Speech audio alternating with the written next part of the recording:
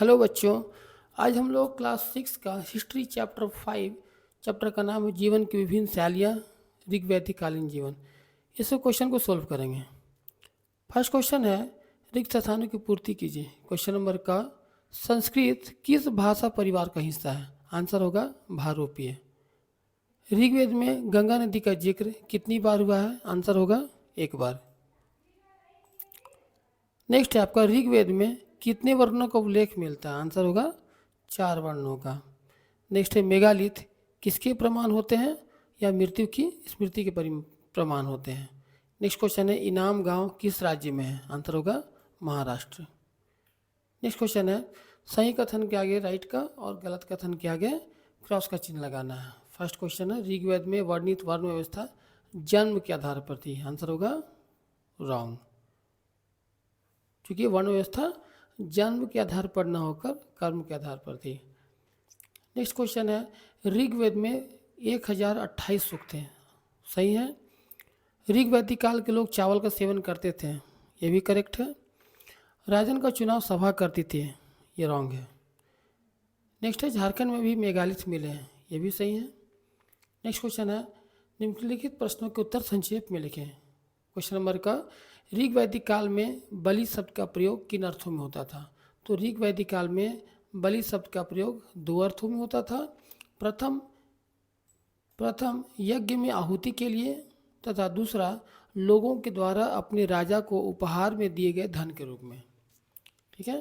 Next question है ऋग्वैदिक काल में राजा का प्रमुख कार्य क्या था? तो आंसर होगा कि राजा का प्रमुख कार्य था जन सुरक्षा प्रदान करना, यानी लोगों को सुरक्षित करना तथा जन की संपत्तियों में वृद्धि करने के लिए यज्ञ का आयोजन करना। नेक्स्ट क्वेश्चन है ऋग्वैदिक काल में लोग यज्ञ क्यों करते थे? आंसर होगा ऋग्वैदिक काल में लोग युद्ध में विजय पाने के लिए, पशुओं एवं पुत्रों की प्राप्ति के लिए यज्ञ करते थे। नेक्स्ट क्वेश्चन है वेद कितने हैं? सबसे पुराना वेद कौन सा है? तो वेदों की संख्या 4 है, ऋग्वेद, यजुर्वेद, सामवेद और अथर्ववेद। इसमें सबसे पुराना वेद ऋग्वेद है।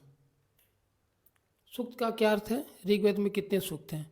तो सूक्त का अर्थ होता है अच्छी तरह बोला गया। ऋग्वेद में टोटल 1028 सूक्त हैं। नेक्स्ट क्वेश्चन है महापाषाण का क्या अर्थ है? भारत में महापाषाणी का स्थल कहाँ कहाँ मिले हैं? आंसर होगा महापाषाण का अर्थ है बड़ा पत्थर, और ये महापाषाणी का स्थल भारत में आदि चन्नलूर जो कि तमिलनाडु में है और ब्रह्मगिरी जो आंध्र प्रदेश में है, यहाँ पे पाए गए हैं। नेक्स्ट है आपका ऋग्वैदिक काल के लोगों के विभिन्न कामकलापों का उल्लेख कीजिए। तो ऋग्वैदिक काल के लोगों के विभिन्न कामकलापों का उल्लेख में हम लोग इसे पॉइंट वाइज लिखेंगे। पहला पॉइंट है कृषि और पशुपालन। कि ऋग्वैदिक काल में अर्थव्यवस्था का आधार कृषि और पशुपालन था।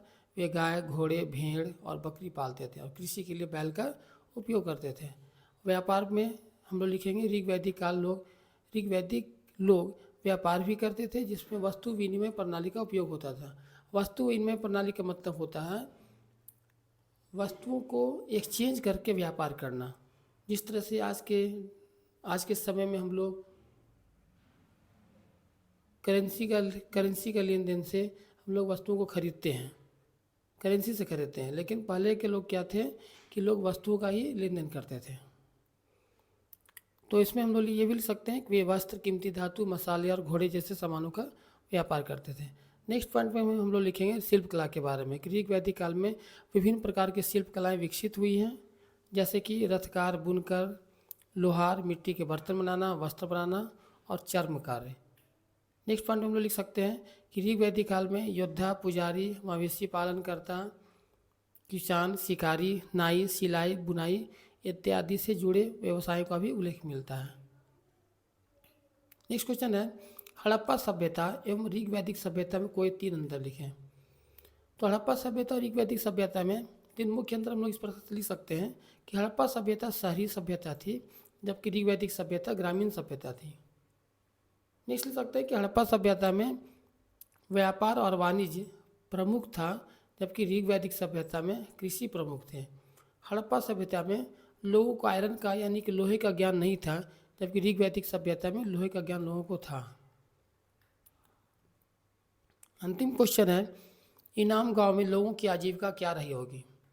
इसको हम लोग इस तरह से लिख सकते हैं कि इनाम गांव जो है वो 3600 से 2700 साल पहले यहाँ पे लोग रहते थे। वे अपनी आजीविका अनेक तरीक़ों से चलाते थे। उनका पहला जो प्रमुख काम धंधे थे वो इस तरह से है कि पॉइंट वाइज यदि हम लिखना चाहें तो फर्स्ट हम लोग लिख सकते हैं कृषि के बारे में।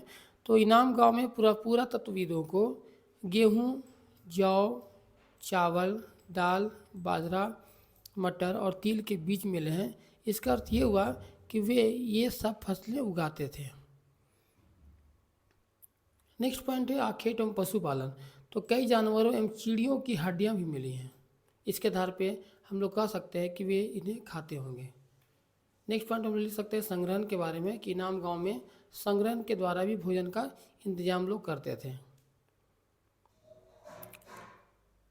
यदि आपको हमारा वीडियो पसंद आए तो चैनल को सब्सक्राइब कीजिए, वीडियो को लाइक कीजिए। Thank you.